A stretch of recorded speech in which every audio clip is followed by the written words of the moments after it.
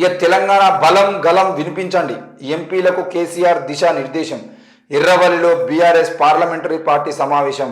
త్వరలో జరగబోయే పార్లమెంట్ సమావేశాల్లో తెలంగాణ బలము తెలంగాణ గలాన్ని వినిపించాలని ఎంపీలకు రాష్ట్ర మాజీ ముఖ్యమంత్రి కేసీఆర్ దిశా నిర్దేశం చేశారు.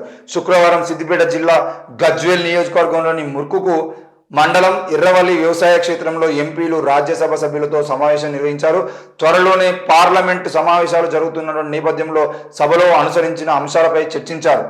పార్లమెంట్ సమావేశంలో presidential address, vote on account రెండు అంశాలపై ఎంపీలు రాజ్యసభ సభ్యులు తమ వాణిని వినిపించాలని సమావేశంలో చర్చించినట్టు సమాచారం. పార్లమెంట్లో తెలంగాణ గలం వినిపించేది భారత రాష్ట్ర సమితి ఎంపీలని కేసీఆర్ అన్నారు. కేంద్రం నుంచి తెలంగాణకు రావాల్సిన వాటాలు, కృష్ణా బేసిన్లో పెండింగ్ అంశాలపై పార్లమెంట్లో లేవనెత్తాలని ఎంపీలకు సూచించారు. పెండింగ్ అంశాలతో రాష్ట్రానికి జరుగుతున్న అన్యాయాన్ని చర్చకు తీసుకురావాలన్నారు. పార్లమెంట్ సమావేశంలో విభజన చట్టంలో పొందుపరిచిన విషయాలపై చర్చకు తీసుకురావాలని ఎంపీలను ఆదేశించారు. బీసీ జనగణన, ఎస్సీ వర్గీకరణ, ప్రజల పక్షాన నుంచి ప్రజల కోసం మాట్లాడాలని కేసీఆర్ ఎంపీలకు సూచించారు. తెలంగాణకు సంబంధించిన అన్ని అంశాలను పార్లమెంట్లో లేవనెత్తాలని చర్చకు తీసుకొచ్చినట్టు తెలిసింది. మొత్తానికైతే ఏదైతే వర్గీకరణ కోసం ఇక్కడ మందకృష్ణ మాదిగా పోరాటం చేస్తున్నాడో ఆ ఎస్సీ వర్గీకరణకు బీజేపీ మేము ఎస్సీ వర్గీకరణ చేస్తామని చెప్పేసి చెప్పింది. మరి ఎస్సీ వర్గీకరణ చేస్తుందా, మళ్ళా ఇలాగా కమిటీ వేసి కమిటీ పేరుతో కాలయాపన చేస్తుందా అనే విషయం మీద గట్టిగా ఫైట్ చేయాలి. దానితో పాటు బీసీ జనగణన ఏదైతే ఉందో, బీసీ జనగణన, బీసీ కులగణన ఏదైతే ఉందో ఆ కులగణనను ముందు పెట్టుకోవాలి. ఆ కులగణన లోక్సభ ఎన్నికల ముందే దానికోసం ఒక తీర్మానం చేయాలని చెప్పేసి అయితే ఈరోజు కేసీఆర్ ఆధ్వర్యంలో జరిగినటువంటి పార్లమెంటరీ కమిటీ సమావేశంలో ఆయన చెప్పడం జరిగింది. మరి ఈ ఎంపీలందరూ రేపటి రోజున జరిగేటువంటి లోక్సభ ఎన్నికలకు ముందు జరిగేటువంటి సమావేశాల్లో ఆ అంశాలను లేవనెత్తి ఆ అంశాలకు సంబంధించిన విషయంలో వాళ్ళు మాట్లాడినటువంటి వీడియోలు ఏవైతే ఉన్నాయో వాటిని వైరల్గా మార్చుకొని కేంద్రంలో ముఖ్యంగా పార్లమెంట్లో తెలంగాణ బలాన్ని గలాన్ని వాణిని వినిపించేది కేవలం బీఆర్ఎస్ పార్టీ మాత్రమేనని చెప్పేసి మొదటి నుండి వాళ్ళు మొత్తుకుంటా ఉన్నారు.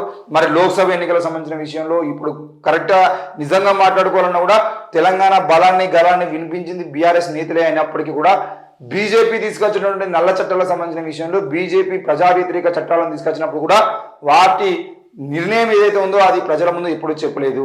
సాటుగా వెళ్ళి బీజేపీకి ఓటేసి ఓటింగ్లో పాల్గొని ఓట్లేసి ఆ చట్టాలను ముందు తీసుకుపోయేటువంటి ప్రయత్నం చేసే తప్ప ఈరోజు తెలంగాణ ఎంపీలు ఎవరైతే ఉన్నారో బీఆర్ఎస్ ఎంపీలు వారు బీజేపీ తీసుకున్నటువంటి ప్రజా వ్యతిరేక చట్టాలకు సంబంధించిన విషయంలో ఏ ఏ చట్టాలకు మద్దతు ఇచ్చిరు, ఏ చట్టాలకు మద్దతు ఇవ్వలేదని కూడా వాళ్ళు ప్రకటించాల్సిన అవసరం ఉంది. ఈరోజు నల్లధనం వెనక్కి తీసుకొస్తామని చెప్పేసి నోటు రద్దు చేసినప్పుడు మీరేం చేసిరు? ఆ తర్వాత ఎన్నో ప్రజా వ్యతిరేక చట్టాలు తీసుకొచ్చిన సమయంలో మీరు వాటికి వ్యతిరేకంగా ఉన్నారా లేదా అనే విషయాన్ని కూడా ప్రజలు గమనిస్తున్నారు. ఆ విషయాన్ని కూడా మనం గుర్తుపెట్టుకుంటే బాగుంటుంది. ఇకపోతే మా వాళ్ళలో కనిపించని అర్హతలు కోదండరాంలో కనిపించాయా? ఒక పార్టీకి అధ్యక్షునిగా ఉన్న వ్యక్తిని ఎమ్మెల్సీగా ఎలా ఆమోదిస్తారు?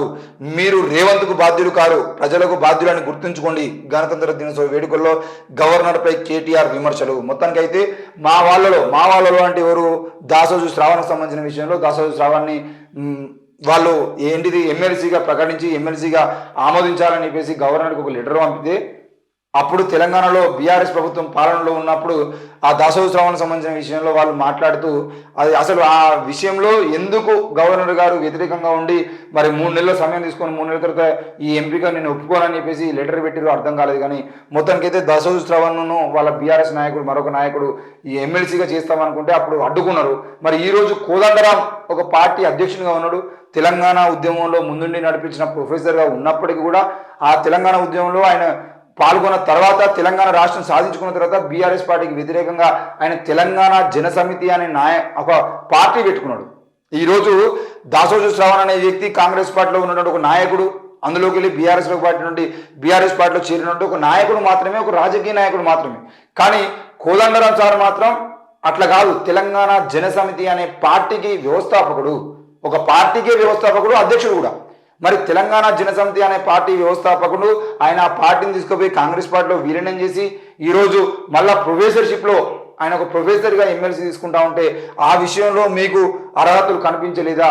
మా నాయకులకు సంబంధించిన విషయంలో వాళ్ళ అర్హతలు కరెక్ట్గా లేవు అని చెప్పేసి మాట్లాడుతుంటే మీరు ఈరోజు ప్రొఫెసర్ కోదండరాం విషయంలో మాత్రం ఎట్లా యాక్సెప్ట్ చేశారు? మీరు ఈ ద్వంద్వ వైఖరిని తొలగించుకోవాలని చెప్పేసి గవర్నర్కి గట్టి కామెంట్లు అయితే నిన్న చేయడం జరిగింది. ఇండియా బ్లాక్తోనే ఉన్నాం, అయితే కాంగ్రెస్ ఆత్మపరిశీలన చేసుకోవాలన్న జేడీయూ. ఇండియా బ్లాక్తో దృఢంగా ఉన్నామని, అయితే భాగస్వామి పార్టీలు సీట్ల సర్దుబాటుపై కాంగ్రెస్ ఆత్మపరిశీలన చేసుకోవాలని బీహార్ ముఖ్యమంత్రి నితీష్ కుమార్ స్పష్టం చేసింది. మొత్తానికి జేడీయూ నిన్న వార్తల్లో జేడీయూ ఇండియా కూటమితో లేకుండా ఒంటరిగా పోటీ చేస్తూ వచ్చిన వార్తల మీద ఆయన స్పందించడం జరిగింది. ఈ విషయాన్ని జేడీయూ రాష్ట్ర అధ్యక్షులు ఉమేష్ సింగ్ కుష్వాహా ఒక ప్రకటనలో తెలిపారు. బీజేపీ నేతృత్వంలోని ఎన్డీఏలోకి జేడీయూ తిరిగి వెళ్తుందని పుకార్లు వెలువడుతున్న నేపథ్యంలో ఉమేష్ సింగ్ కుష్వాహా ఈ ప్రకటన విడుదల చేశారు. బీహార్లో అధికారంలో ఉన్న మహాకూటమిలో అంతా బాగానే ఉంది, అయితే ఒక ఎజెండాలో భాగంగా మీడియాలో ఊహాగానాలు నడుస్తున్నాయని చెప్పేసి మీడియా సమావేశంలో నేను చెప్పడం జరిగింది. మొత్తానికి అయితే ఇండియా కూటమిలోనే ఉన్నాం, ఇండియా కూటమిని దాటి బయటకు వేయటువంటి అవకాశం అయితే లేదు. మరి మొత్తానికి అయితే సీట్ల సర్దుబాటుకు సంబంధించిన విషయంలో, రానున్న లోక్సభ ఎన్నికలకు సంబంధించిన విషయంలో మరి కాంగ్రెస్ ప్రభుత్వం ఆత్మ పరిశీలన చేసుకొని కాంగ్రెస్ పార్టీ కనుక సరైన నిర్ణయం తీసుకుంటే తప్పకుండా జేడీయూ కూడా ఎట్టి పరిస్థితుల్లో ఇండియా కూటమిని వీడేటువంటి అవకాశం ఉండదనైతే మరి మాట్లాడుతున్నారు జేడీయూ నాయకులు ఉమేష్ సింగ్ ఆ విషయాన్ని చెప్పడం జరిగింది. మరి నిన్న వచ్చినటువంటి వార్తలు కూడా నిజం ఉంది. ఎందుకనంటే జేడీయూ అనేది కొద్దిగా ఇండియా కూటమికి సంబంధించిన విషయంలో, రానున్న లోక్సభ ఎన్నికలకు సంబంధించిన విషయంలో ఇండియా కూటమితో దగ్గర సంబంధాలు కొనసాగించట్లేదు అనే విషయం కూడా ఉంది. కాబట్టి ఈరోజు నిన్న అందరూ రాయడం జరిగింది. దానికి సమాధానంగా వాళ్ళు ఒక మాట అయితే చెప్పారు. మరి సీట్ల సర్దుబాటు సంబంధించిన విషయంలో కాంగ్రెస్ సరైన నిర్ణయం తీసుకోకపోతే జేడీయూ బీజేపీకి మద్దతు ఇస్తుందా, ఒంటరిగా పోటీ చేస్తుందా అనే విషయం కూడా అర్థం కానటువంటి పరిస్థితి.